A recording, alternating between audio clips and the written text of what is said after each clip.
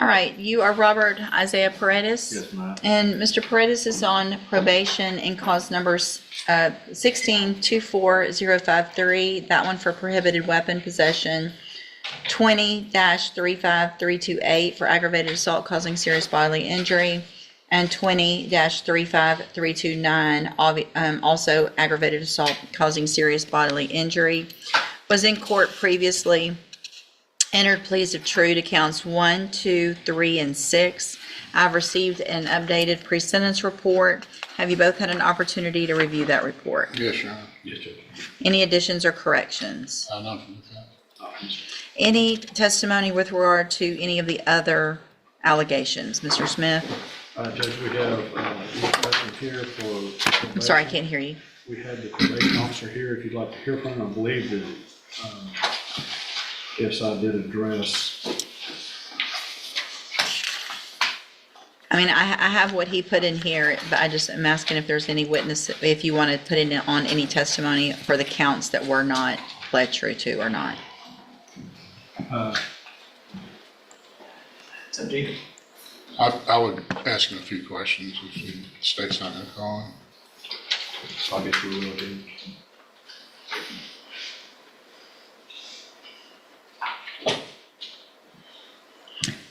All right, Mr. Patton, if you'll please raise your right hand. Do you swear or affirm the testimony you're going to give in this hearing will be the truth, the whole truth, and nothing but the truth? I do. Thank you, sir. Go ahead. Mr. Paredes was ordered to perform community service, and has he completed all of that and provided verification to the probation department? He is not, no. And did he appear for alcohol or drug screening on June 18th, June 25th, July 2nd, July 5th, July 21st, 2025? What were those dates again?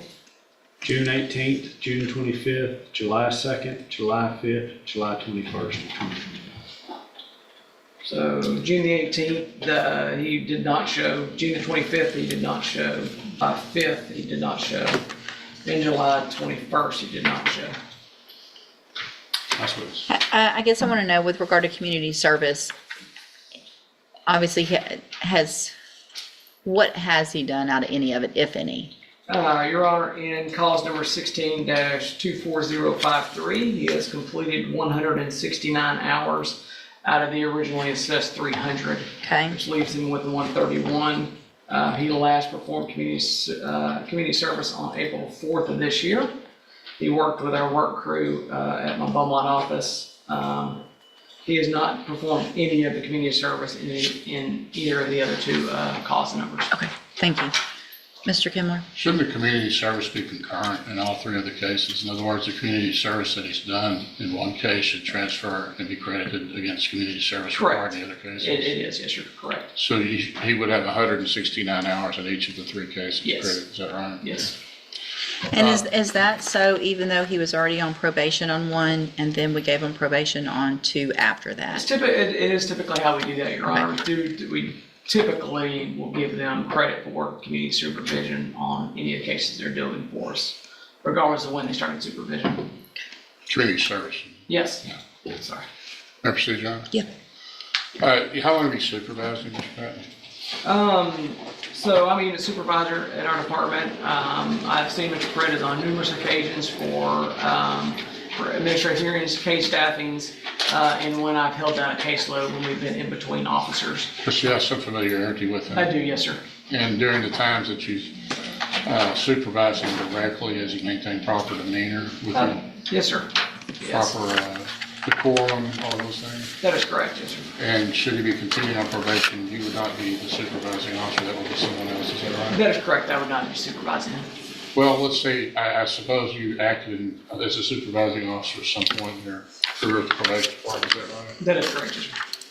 Assuming, let's just speak hypothetically, if you were a supervising officer again, would there be anything about Mr. Paredes that would cause you concern to continue to supervise him as far as his demeanor and decorum and attitude towards the probation department or personnel? Hypothetically, no, not concerning those items. Who was his supervising officer? His supervising officer was Alexandra Ariano. Ms. Ariano went out on maternity leave and elected to stay home with her child. And so we've since filled that vacancy with a new officer. But she was the one that was, I guess, directly supervising. That is correct, yes, sir. You had access to her records, is that right? I do, yes, sir. Is there any indications in there about some type of mental health referral, anything of that nature? No, sir, there's not. Not that I've come across. And nothing in the records that indicate that there's ever been any type of mental health assessment or mental health recommendation for Mr. Paredes, particularly not for schizophrenia or anything like that, but perhaps depression or... Not that I've come across, no, sir. That's what it is. No further questions. All right. So, Mr. Paredes, it shows here in this updated pre-sentence report that one of the things you told Mr. Patton was that you had been on probation since you were 18 and you just couldn't do it anymore. Yes, ma'am. That's true. And then you said, I'll take a safe P. I feel like prison's going to make me worse and blah, blah, blah, but I feel safe P is the best thing for you. So tell me what you're asking for and tell me why. Well, at the time when I told him that I couldn't take probation anymore, that was one of the times where I was just feeling real down and depressed, from everything that's going on in the past, with me being shot and stuff like that. I was shot in my neck and my arm, so since then I've been having real bad PTSD, real bad depression, bipolarness. So, there's some days where I'm good, some days I'm not, some days I wake up on the wrong side of the bed from having nightmares, and some days I'm just as happy as I can be. So from that point on, at this point, I know since being in jail now, this isn't what I want because it's just hurting my family, hurting my daughter, and being around the people that's around me, being around murderers and rapists and aggravated robberies and all that. It's just a bad environment for me, and it puts me in a bad mood. Puts me, in a bad mindset, I guess you can say. And I did speak with the counselor I had that they assigned me for probation, and I did tell her those things, and they did recommend MHMR, but I never went just because I felt like it was I felt kind of low, of thinking I would go to MHMR, because Stigmatized. Yes, sir. So at this point, I don't want to go to jail or prison. Feel like being in here, sitting in here, has helped me realize that my life is on the line and it isn't a game and it isn't a joke. And but I do need help mentally. I was prescribed Zoloft the last time I was in here due to my PTSD, but I never took it. Just because I heard really bad things about it. But now I'm starting to realize maybe I should be on Zoloft just to control the urge of smoking weed and that kind of behavior. I could ask him a few questions, Ron. Sure. I'm Wait, sorry. best you can, raise your right hand. Do you swear from the testimony you're going to give in this hearing will be the truth, the whole truth, and nothing but the truth? Yes, ma'am. Go ahead. Explain those facial tattoos to the judge. This tattoo right here is my daughter's birthday, 11/14/2017, and this is 9/16/22 is the day my cousin killed himself. He shot himself in the head. This was right after my uncle had passed of cancer, and my cousin who just passed away, his dad, my other uncle, had just passed due to cancer as well. That's why I turned myself in a week later after my warrant had came out. This tattoo on here is a heart and a music note. I got that for my ex-girlfriend, being dumb at the time. No gang affiliation. No gang affiliated tattoos on me. And you did turn yourself in on the warrant? Yes, sir. I did turn myself in. How are you maintaining employment when you're out? I always held a job. Even if it's working at Whataburger. What was your last job? Shipley's Donuts was my last job to maintain, because I got laid off. I was with Bechtel. I was a carpenter for Bechtel for about 1.5 years. At the LNG plant? Yes, sir. LNG terminal? Yes, sir.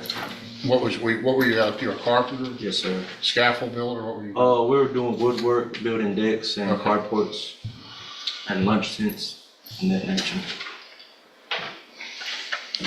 And as far as being shot, that actually, I know the court, in looking at his criminal history, these are serious cases as far as the aggravated assault, serious bodily injury. You were actually shot during that interchange, is that Yes, right, sir. by the other people? Yes, sir. And you had returned fire? Yes, sir. That's not I what, understand, Your Honor, but it's not, I don't want the court to think, He- I'm just looking at it, and I'm not trying my to. understanding from the version in the pre-sentence report previously, and I didn't represent him. my recollection of it actually, because it's not good when I remember you. The fact that you were already on probation for a felony, Right. and then you came in and you admitted that you went there to shoot, you went there to go shoot Christy, but, which is your child's mother, right? That's not true?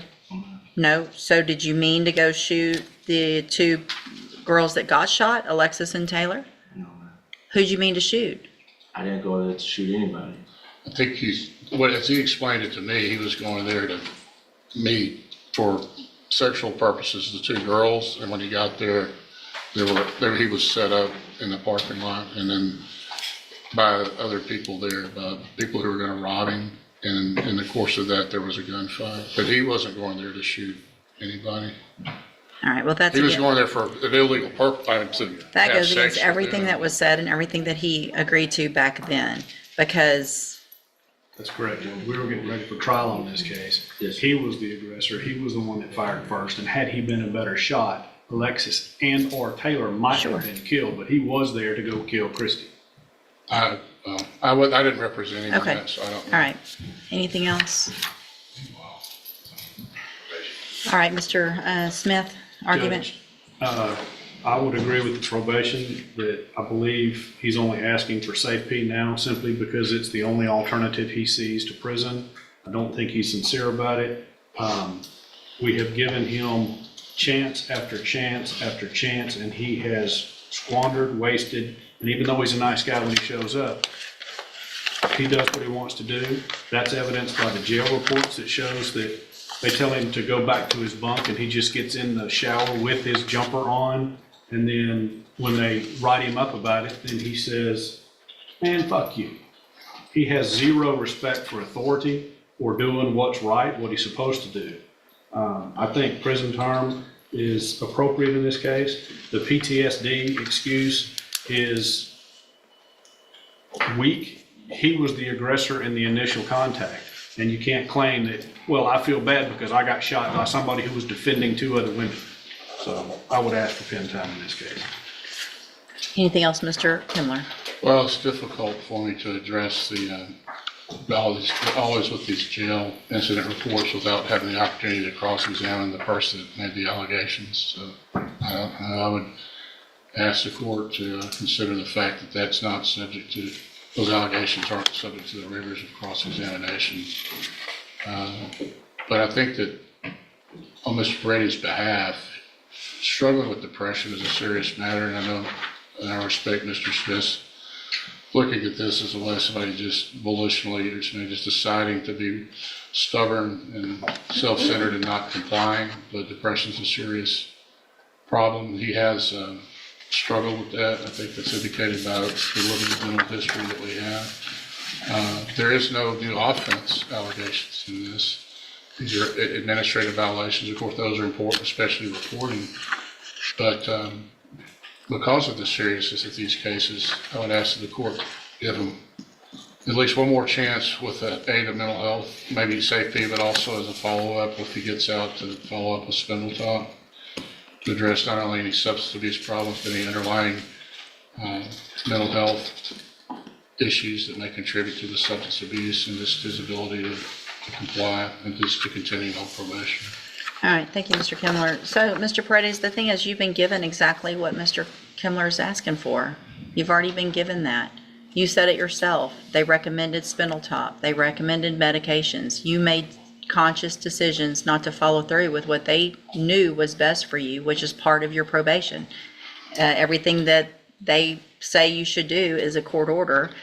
The fact that you are on a probation for possession of a prohibited weapon, like you said, from back when you were 18 years old, put you on a probation, 10-year deferred for that, November of 2016. Then we're back here, you're put on probation for 10 deferred on 2 aggravated assault causing serious bodily injuries in March of 2022 for shooting 2 girls. And you got shot in self-defense. And it appears that there's no real reason for me not to believe that that's how it happened for a number of reasons. No one else was charged with aggravated assault for shooting you. All the police reports, everything that went through in those pre-sentence reports previously that I have copies of, all makes it appear to be true that you went there to shoot either Christy and or whoever else. And luckily we're not a good shot. One of the girls got shot 3 times and survived it. And for you to say you have PTSD from getting shot, I can't imagine what she has. I feel like you've been given every opportunity. And when I look back on some of these times where I give chances like I gave you, it's very frustrating and a little embarrassing because it looks like I was not really thinking clearly then. I understand that these are drug allegations. You've been given opportunities to get help. I mean, you've been on probation since 2016 with every opportunity possible. So at this time, in cause number 16-24053, I'm going to, also based on the evidence presented today, I am going to find count 5 true. So that makes you pled true to counts 1, 2, 3, and 6. I'm finding count 5 true based on that evidence in each of the cases. Find sufficient evidence in that case to find you guilty, and at this time find you guilty of possession of a prohibited weapon. Sentence you to a term of 7 years in the institutional division of the Texas Department of Corrections. You will receive credit on that sentence for any time that you've been in custody that the law gives you the right to receive. In cause number 20-35329, also find counts 1, 2, 3, and 6 that you pled true to those freely and voluntarily. Find them true. Also find count 5 true. Find sufficient evidence to find you guilty, and at this time find you guilty of aggravated assault causing serious bodily injury. Sentence you to a term of 12 years in the institutional division of the Texas Department of Corrections. You will also receive credit on that sentence for any time that you've been in custody that the law gives you the right to receive. There will be an affirmative finding of a deadly weapon in that case. In cause number 20-35328, again, find that you pled true to counts 1, 2, 3, and 6 freely and voluntarily. Find those counts true. Make a finding of count 5 true. Find sufficient evidence to find you guilty, and at this time find you guilty of aggravated assault causing serious bodily injury. Sentence you to a term of 12 years in the institutional division of the Texas Department of Corrections. You will receive credit on that sentence for any time that you've been in custody that the law gives you the right to receive. There will also be an affirmative finding of a deadly weapon in that case. All 3 of these will run concurrently, which means together at the same time. I am going to hand you a trial court certification. These were not agreements. You do have some rights to appeal. You can talk to Mr. Kimler about that. I need you both to sign and fill out the bottom, and you'll get a copy. I'm also handing you a written admonishment regarding your ineligibility to possess a firearm or ammunition. Because of the judgments entered against you, you're ineligible under Texas law to possess a firearm or ammunition. Possession of a firearm or ammunition could lead to charges against you. Firearm is a legal term, and you should read the written admonishment I provide you to see what devices qualify as a firearm. If you have questions about the laws that make you ineligible to possess a firearm or ammunition, or about how long that lasts, you can talk with Mr. Kimler. All right. I'm sorry? It was 7, 12 and 12. 12. Affirmative finding of deadly weapon on both of the 2 cases. One of those is for him. 12 Robert years in Isaiah the Pettis institutional walked into that division of the courtroom Texas carrying Department years of second Corrections. chances and walked You will out also in receive handcuffs, credit on that headed to sentence the for any Texas time that you've been in Department of custody Corrections. that the law What gives you the unfolded right to before the receive. judge There will be an was a affirmative sobering finding of a portrait deadly man who had been weapon in that given every case. opportunity the In justice cause number system could offer and squandered each 20-35328, one. Facts again, were find stark. that you pled true to Pettis counts had been 1, on 2, 3, probation and 6 since freely and 2016 voluntarily. first Find for those counts prohibited true. weapon possession, Make a finding of then count for 2 5 counts true. of aggravated Find sufficient assault evidence to causing find you serious guilty, and at bodily this time injury find you guilty after of shooting aggravated 2 young assault women, causing serious Alexis bodily and injury. Taylor. Sentence you to a He term of missed 12 drug years in the screening. institutional He stopped division of the completing Texas community Department of service. Corrections. He You will ignored receive mental credit health on that sentence for any recommendations. time When that you've been in pressed by the custody court, that the he law cited gives you the right to PTSD from receive. being shot There will as his also be an justification affirmative for the finding of a noncompliance. deadly weapon The in that judge wasn't case. having it. and All she three made of that these crystal will run clear. She concurrently, pointed which out means that one of together the at the same victims was shot time. 3 times I am and going to survived. hand you a trial court Whatever certification. PTSD These were Robert not Pettis agreements. You claims, do have she some couldn't rights to imagine what appeal. that You young can talk to woman Mr. carries Kimler about every that. I single need you day. both to sign and fill out the That bottom, and moment you'll get a wasn't copy. just a legal I'm review. also handing you It a was written a moral admonishment reckoning. regarding your And then, ineligibility the to court possess a revoked his firearm probation or across ammunition. all 3 cases, Because of the sentencing him to judgments 7 entered years against on the you, you're weapons charge ineligible under and Texas 12 law years to on possess a each firearm aggravated or assault, ammunition. all running Possession of a concurrently, firearm or with deadly ammunition could weapon lead to finding charges attached. against you. The Firearm defense is a asked legal for one more term, and you chance. should read the written The judge admonishment I had already provide you given to see too what many. devices This case qualify is as a reminder that firearm. probation If you have is not questions freedom. about the laws that It make is you a ineligible contract. to possess a Break it firearm or repeatedly, ammunition, or and the about how court long will that lasts, collect. you can talk with Mr. Kimler. Justice here wasn't loud or I'm dramatic. sorry, It was methodical, 7, patient, 12 and and 12. ultimately final. Affirmative If you finding found of this deadly case weapon on as both of eye-opening as the we two did, cases. hit that like button, drop your thoughts in the comments, and subscribe for One of those is more for real me. courtroom breakdowns, because justice never gets old.